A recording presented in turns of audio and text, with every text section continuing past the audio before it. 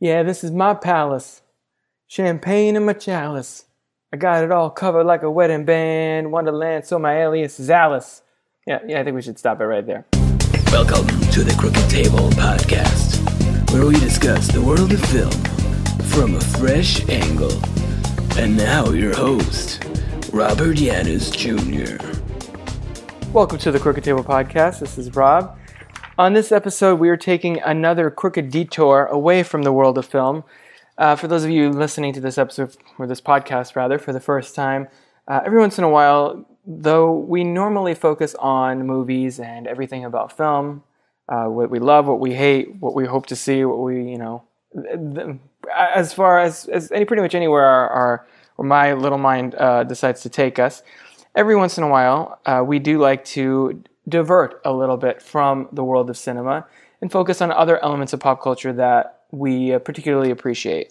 So about a few episodes ago, Kai and I talked about Riverdale and how we fell down a Netflix hole of 2 seasons of Riverdale and really kind of, really got into the show and found it probably one of the more compelling guilty pleasures that we've gotten into together in a long time. So if you want to hear that episode, you can go listen to that. That's clearly not based in the world of film. And this week we're going even further away, where maybe we're not going so further away, because we're going to be talking about the third studio album from musician Janelle Monae, whose music is basically a combination of R&B and hip-hop and funk and pop and it's soul, and it's well, I guess that's R&B, but it's really eclectic in the best possible sense of the word. So her third studio album, called Dirty Computer, came out in April, and I really love it. And so I'm going to take the next X number of minutes, who knows how long I'll ramble on about this, just tell you a little bit about that. So if you're not familiar with Janelle Monae, you probably are by now, because not only is she a singer and music producer and all that, but she is also an actress. You've seen her in Moonlight. If you've seen that film, she plays Mahershala Ali's girlfriend in that film, Teresa, and she is also in Hidden Figures, where she, I think, gave the kind of the standout performance of the film, of at least the most surprising.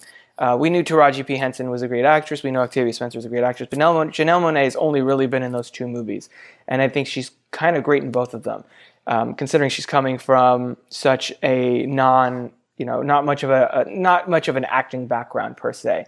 So for her third album, it's really what it is a concept album, basically. So if you're familiar at all with her work, or if you're not familiar with her work, I guess rather, Janelle Monae's whole thing has been using sort of cyborg and kind of sci-fi imagery as a metaphor. So her first album is called The Archandroid. Her second album is called The Electric Lady.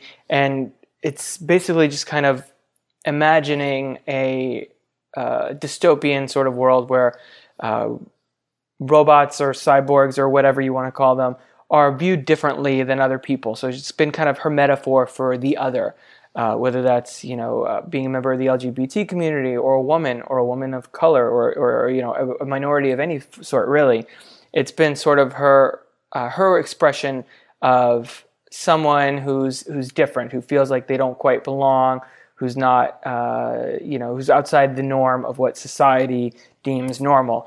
And with this particular album, it's actually, she said multiple times that it's very much a reflection of her coming to terms with her own identity. She's recently, I don't know if she recently said this, or if this is something that has been out there for a while, but she's confirmed that she does kind of identify as queer, as part of the LGBT community. And so she really puts a lot of that into this album. And not only do we get, a full, I think 14 tracks of music that reflect kind of her embracing of her independence, of her anti-establishmentism, of her her sexual freedom, that kind of thing. But she basically made a 49-minute it's essentially the full length of the album, and it incorporates pretty much just about every track. 49-minute short film, if you can call that short film, or as she calls it, an emotion picture.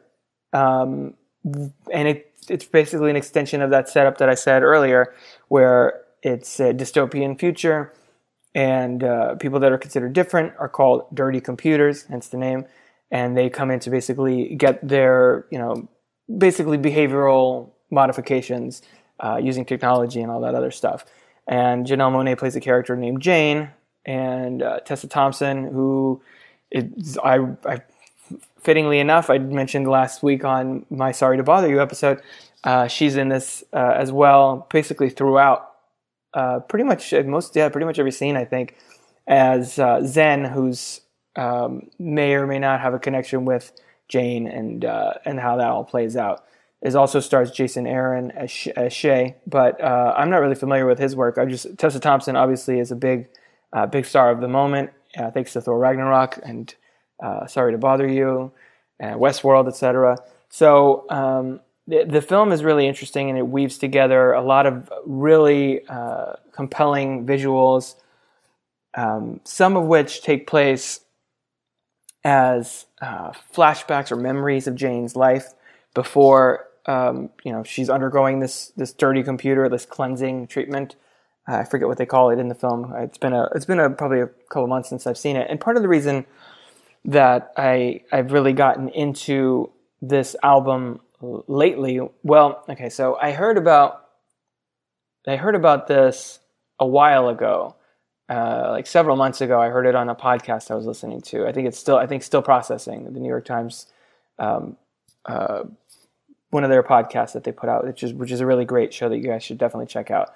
But I think they mentioned there that they really liked the song "Make Me Feel" from Janelle Monae, and I had been a fan of hers since at least her last album, Electric Lady.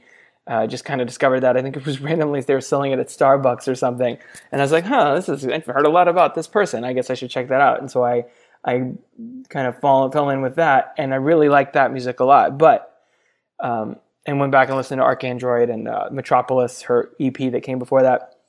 But Dirty Computer, because she is revealing more of herself, more of her authentic self, because it has more of a cohesiveness to it, and kind of a flow in that the way the music is designed and the story that it tells, more so I'd say than her previous works. It feels to me to be kind of her most quintessential and definitely her peak artistic work to date. And I've gone back since I've really fallen in love with Dirty Computer. I've been driving Kai crazy with it the last few months, playing it so much on Spotify, and then now I finally got a copy of it.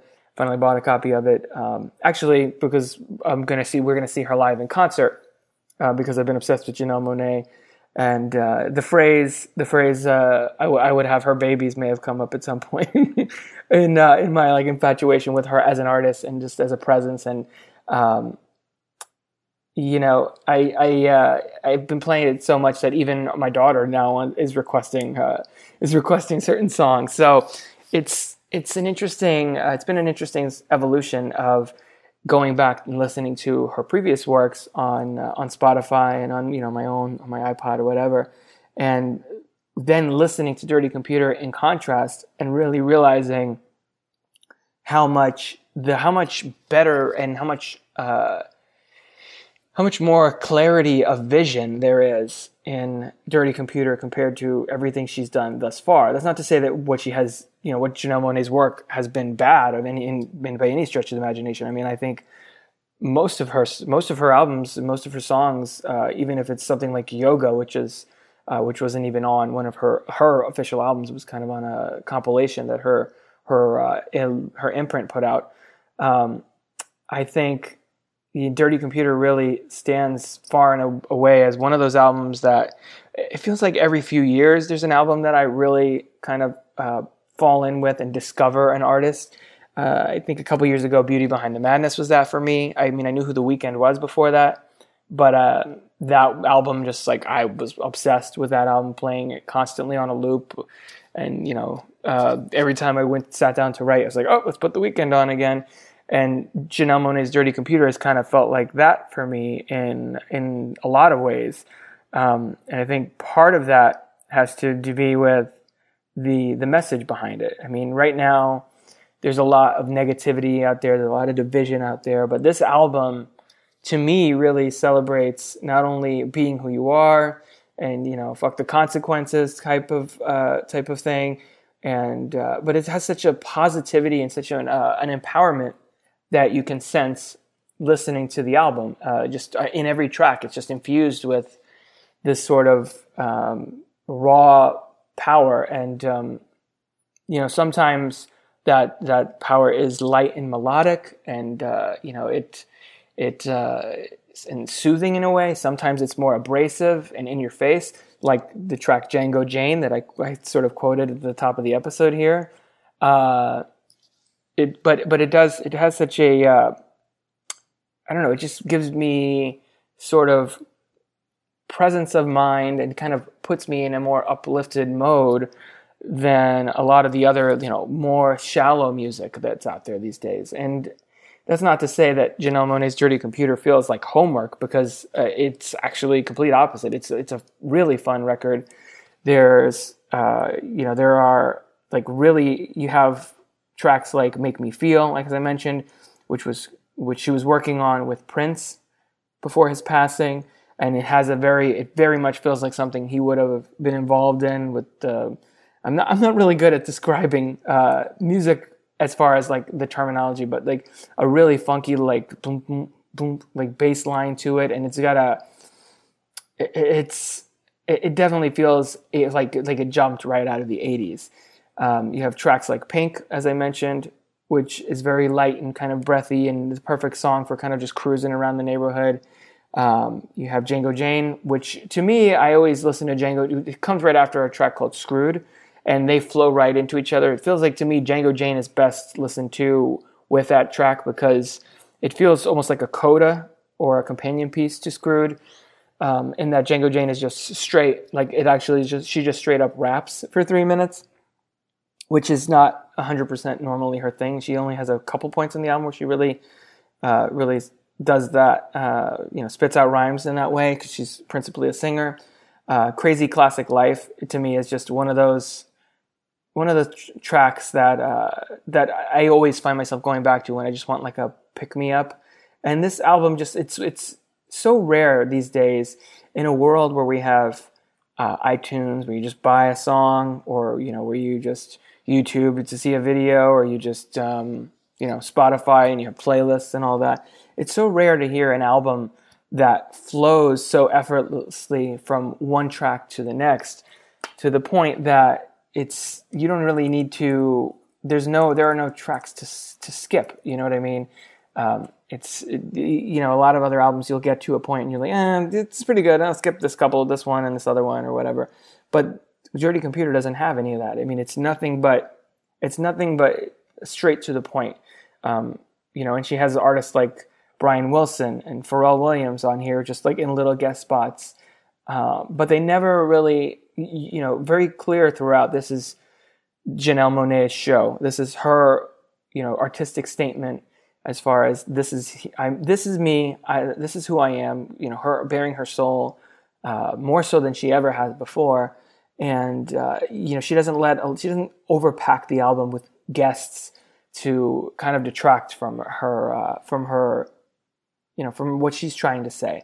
And I think that's another problem that a lot of modern albums happen. You have, whether it's hip hop or R&B or rock, whatever, but it's especially prevalent in hip hop and R&B, in that you stack an album with guests. Every song is like featuring so and so and so and so, and then it's almost kind of dilutes your message, and it almost kind of distracts from what you're there to experience.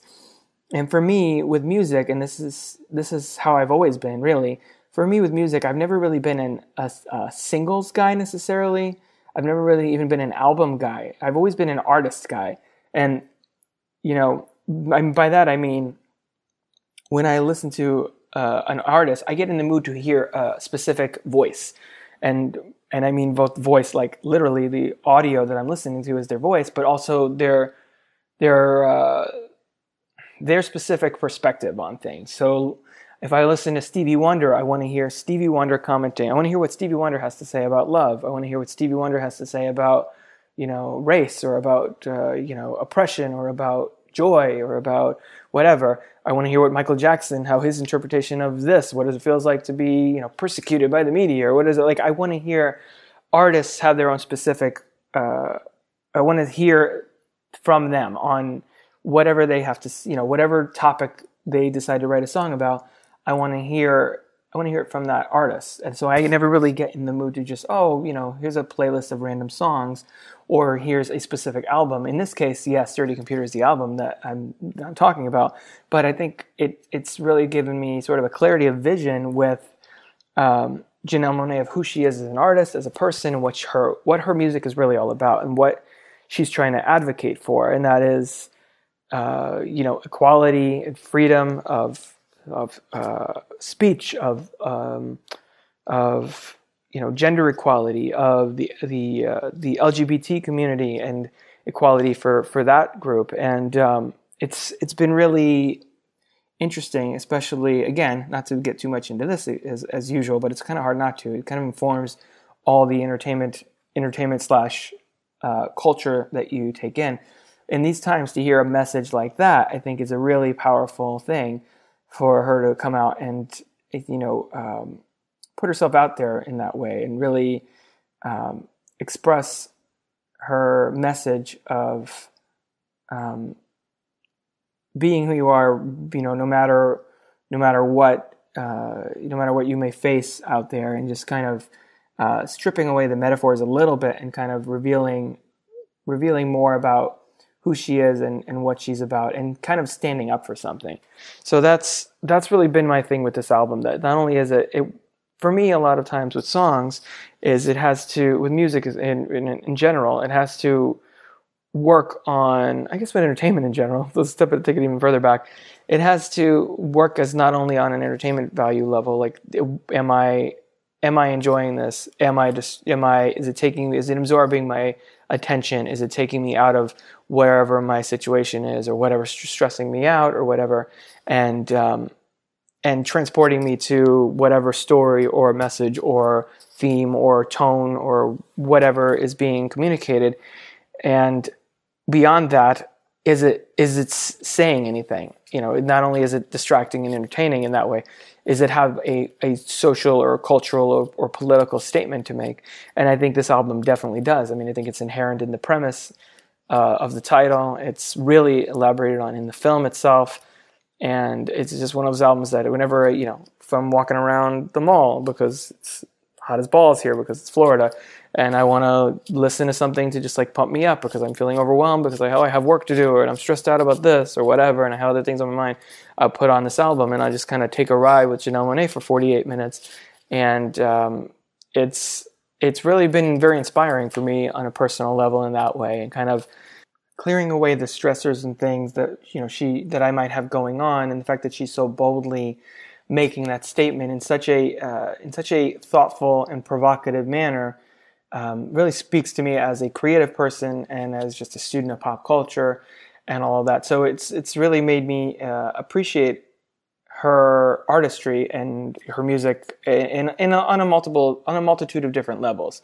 So hence the concert that's coming up this week that Kai and I are attending. So perhaps on a future episode of the podcast, I can follow up with that and just be like, she was amazing, because I'm assuming that's what my reaction will be if it's anything like my experience listening to this album for the last few months. So anyway, that's all I really wanted to get into. I just wanted to kind of shine a light on this album. I really think that the Crooked Detour concept is designed for this very thing. When I find a piece of pop culture that doesn't fall in the realm of film, that particularly inspires or entertains or intrigues me, and just bringing it to your all's attention. And I think Janelle Monae's Dirty Computer, if you haven't listened to it, I think, even if this is not necessarily your specific genre of music, I think you should still check it out. You can listen to a lot of the tracks on YouTube. You can watch the full emotion picture on YouTube. I'll put the link in the show notes.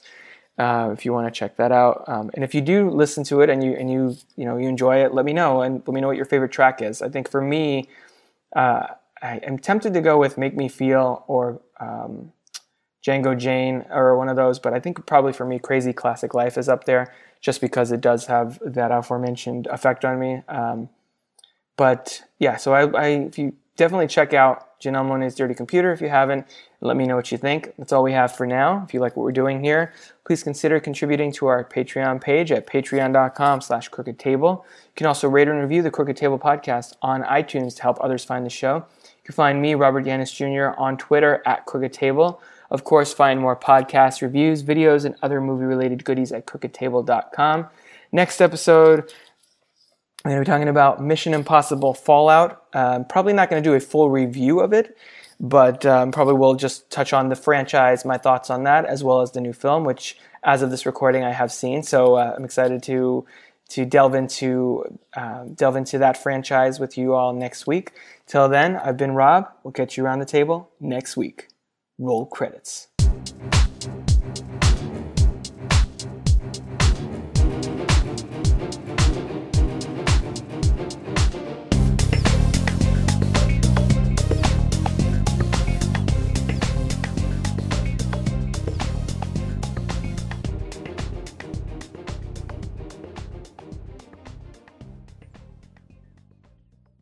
This has been a production of crookedtable.com. All rights reserved. CR-O-O-K-E-D.